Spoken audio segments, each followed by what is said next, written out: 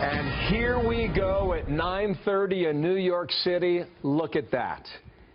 This is an altitude where the New York Stock Exchange has never been before. 20,000, 28 points, up 115 at the open.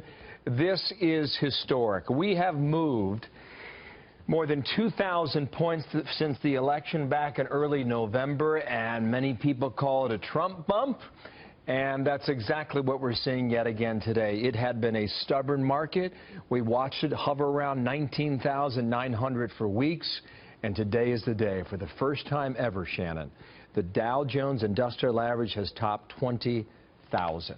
Wow. And I know you were trying to grab a picture of it right as it happened to capture it for history's sake, but yeah, it's there, it's staying north. And you know, it's interesting because you remember before the election there were those who said that there would be trouble, that the markets would go crazy. There would be a lot of negative impact if the markets believed that Trump was going to win.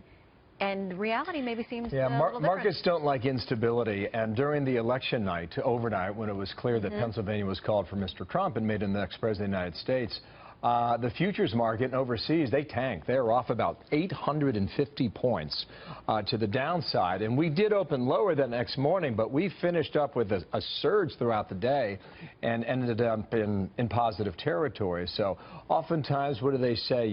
You buy or sell on the rumor, or no, sorry, you buy on the rumor and sell on the news. Well, in this case, a lot of people were, they were selling on the rumor, and now they're buying on the news. So it's been a bit of a flip right now. And if you look at a lot of these big American companies, too, they like what they're seeing and what they're hearing from the president so far in the Oval Office. Right, as we saw in the meeting on Monday when they talk about cutting regulations, taking off barriers to them doing business, building plants here, those kinds of things.